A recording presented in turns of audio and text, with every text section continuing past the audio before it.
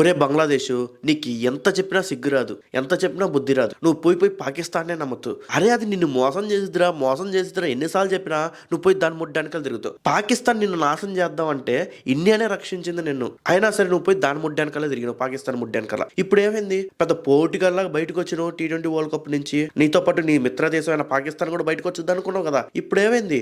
లాగిపెట్టి ఒకటి కొట్టిందా పాకిస్తాన్, మేము ఆడతాము ఇండియాతో అంది. ఇప్పుడు ఏమైంది? ICC ఈవెంట్ ని బాయ్కాట్ చేయడం అంటే రేపు ఫ్యూచర్ లో నీకు ఎన్ని కష్టాలు వస్తాయి తెలుసా? నీ బోర్డుకి ఎన్ని కష్టాలు వస్తాయి తెలుసా? అసలు నీ బోర్డు ఆడుంది అసలు లాభాల్లో? అంత నష్టాల్లోనే ఉంది కదా. నిన్ను ఆదుకోవాలంటే మళ్ళీ BCCఏ ఆదుకోవాలరా. మళ్ళీ వస్తావు, ఏదో ఒక రోజు వస్తావులే.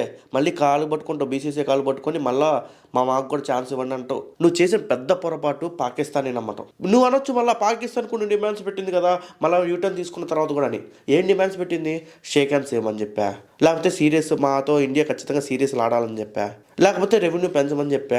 ఈ డిసిషన్స్ అన్ని తీసుకోవాలంటే చాలా టైం పడుతుందిరా. అప్పటి వరకు T20 వరల్డ్ కప్ కూడా అయిపోయింది. తర్వాత మళ్ళీ ఏషియా కప్ వస్తుంది, మళ్ళీ 50-50 ఓవర్స్ వరల్డ్ కప్ కూడా వస్తుంది. ఇదంతా చూసిన తర్వాత నీకు అర్థమైంది ఏంటి? ఇంట్లో కూర్చొని ఆడటం తప్పకేం లేదు ఇంకా. దీనిపైన మీ అభిప్రాయం కామెంట్ బాక్స్లో కామెంట్ చేయండి. మళ్ళీ కలుద్దాం వేరే వీడియోలో.